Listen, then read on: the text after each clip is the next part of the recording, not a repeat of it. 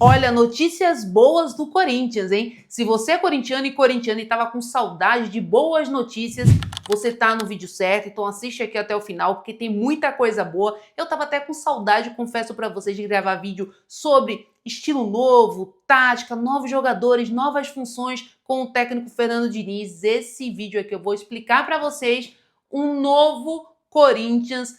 Olha, muito diferente do que a gente estava acostumado de ver desses últimos anos, e os novos treinos do Diniz está empolgando, hein? Mais notícias também para vocês, tem renovação do Memphis Depay, que saíram algumas informações por aí, eu vou esclarecer algumas situações aqui para vocês. Garoto da base que pode subir com Fernando Diniz, Garro e Labiade, hein? Podendo atuar juntos. Labiade está conseguindo a titularidade com Fernando Diniz. Tudo aqui nesse vídeo para vocês, então fica aqui. Se você gosta desse tipo de conteúdo, já se inscreve, deixa seu like, porque ajuda a fortalecer a gente aqui no YouTube. Hype esse vídeo para a gente ficar no topo e seja membro para conteúdos exclusivos. Agora aqui não tem muita enrolação, bora pro assunto do vídeo, que hoje eu tô empolgada para gravar esse vídeo aqui, tá?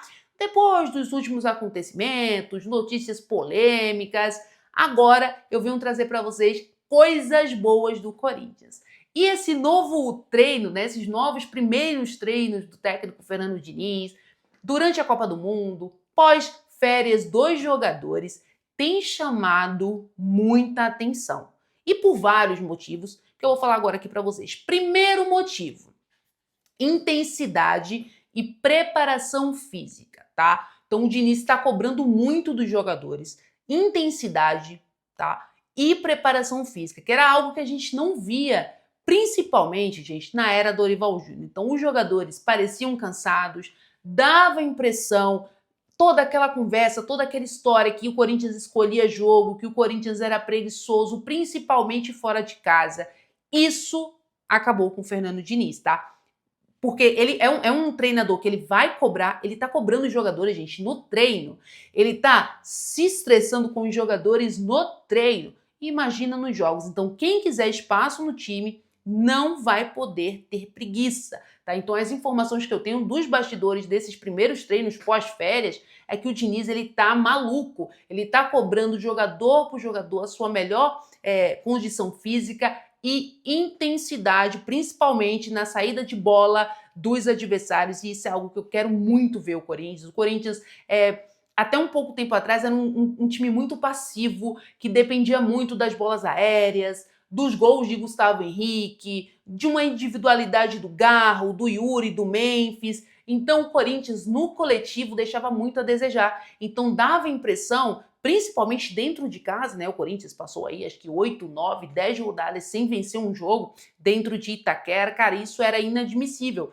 E com o Diniz, né, já com a chegada do Diniz, na época da queda do Dorival, ele já conseguiu mudar isso, né? O Corinthians já conseguiu ser um time mais intenso. No entanto, o Corinthians ainda não demonstrou o que o Diniz gosta, né? Toque de bola, um time mais ofensivo, um time que sufoca o adversário, que não deixa o adversário pensar. Cara, e isso vai ser demais. E olha, time mais ofensivo.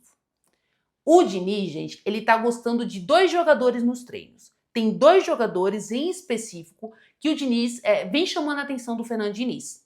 Primeiro deles, Zaccaria Labiade. Então o Diniz está gostando muito desse jogador. Ele confessa que ele não conhecia o Labiade. Então o Labiade entrou, né, nos últimos jogos, antes da Copa, decidiu jogos com gols, inclusive em Libertadores, hein? Inclusive em Libertadores. Jogos de Campeonato Brasileiro, que contra o Atlético Mineiro, que ele decide, ele faz um golaço. Então ali o Fernando Diniz já olha o Labiade com outros olhos. E nos treinos, o que está mais chamando a atenção do Zaccaria Labiade, intensidade e poder de marcação no meio de campo, tá? Então, contra o Remo, já estuda que o Labiade ele vai ser o titular. Então, além de boa bola parada, que eu acho que todo mundo vai concordar, que a bola parada do Labiade é impressionante, é muito boa mesmo. É bola parada e intensidade na marcação, no meio de campo. Então o Diniz, ele é um treinador que ele gosta de um time mais ofensivo, de um time jogando numa 4-3-3, tá? Que aí já vem o outro jogador que vem se destacando, inclusive nessa formação que eu tô falando aqui para vocês.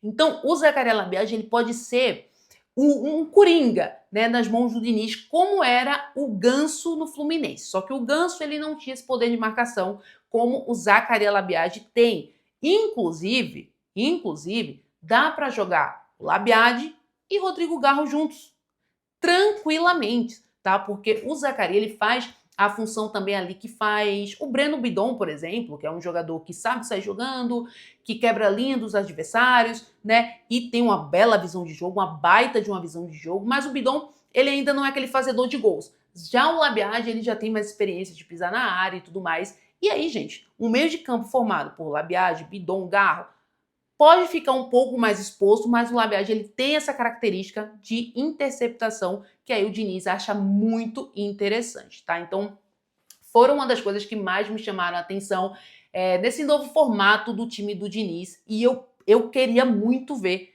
esses três no meio de campo jogando juntos, tá? Bidon, Garro e Zacarias Labiade. Comenta aqui embaixo, vocês acham que vai ficar muito exposto? Eu acho que não, cara, eu acho que não, porque na época do Ajax, eu lembro do Labiade na época do Ajax, e ele já fazia essa função de MC, tá? Inclusive, aqui eu já vou, quando eu jogava Fifinha, né, aqui o meu PS5 aqui atrás, quando eu era um pouquinho viciada no FIFA, inclusive eu já joguei com a cartinha do Zacarias Labiade ali de MC e ó, dava muito bom. Então, se o Fernando Diniz tivesse a criatividade, vai ser sensacional. Agora, gente, outro jogador que tá se destacando, né, nos treinos do Corinthians é o Caio César. Mas aí já não é tão surpreendente assim, porque o Caio César, gente, joga muita bola. O que prejudicou o Caio César, assim como o Memphis Depay, questões físicas, né? Na era do Dorival Júnior, porque o Caio César chega no Corinthians, o Caio César não tinha histórico de lesões, e aí se lesiona duas vezes, tá? Se lesiona, volta para jogar, se lesiona novamente, então isso prejudicou a sequência do Caio César no Corinthians, mas com essa parada agora, cara, vem um Caio César aí brigando para ser titular, brigando para ser companheiro de ataque do Yuri, ou uma 4-3-3 ali fazendo a ponta direita. Então vem chamando muita atenção do Fernando Diniz, e é um garoto, né? Tem fôlego para jogar, tem fôlego para correr, tem poder de decisão, precisa melhorar um pouco a questão de finalização, mas é um jogador que corre pelo time, é um jogador que tem profundidade, que tem habilidade, que tem um contra um, e com um ataque com Yuri e Memphis Depay e o Caio César, gente, ia ser sensacional. Então, o Fernando Diniz está gostando bastante do Caio César. Um jogador que pode surpreender também, nesse segundo semestre do Corinthians, é o Gui Amorim.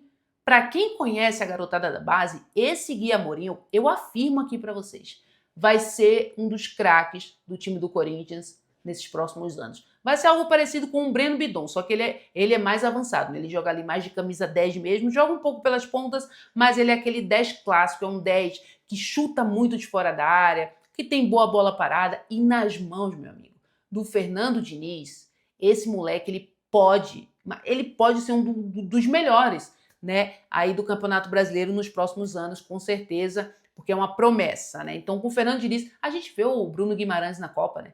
Que tá jogando o Bruno Guimarães na Copa e tem dedo do Fernando Diniz, hein? O Ryan, mesma coisa. Então o Diniz, ele gosta desses jogadores da base, ele gosta de fazer esses moleques evoluírem e eu tô muito animada para ver o Gui Amorim nas mãos do Fernando Diniz. Agora, um assunto que eu não tava querendo muito trazer aqui porque fica algo tão repetitivo, mas eu tenho que trazer aqui para vocês porque muita gente vem nas minhas outras redes sociais me perguntar e manda direct, então eu acho na obrigação de falar para os meus seguidores, para os meus inscritos, sobre a renovação do Memphis Depay, porque saíram algumas informações, né, que o Memphis recusou a proposta do Corinthians e tudo mais. Gente, é algo super normal no futebol, em uma renovação, o clube ele dá uma proposta e o jogador ele dá uma contraproposta, tá? Agora essa coisa que tem impasse, que o Memphis pediu 50 milhões ao ano, eu não tenho essas informações.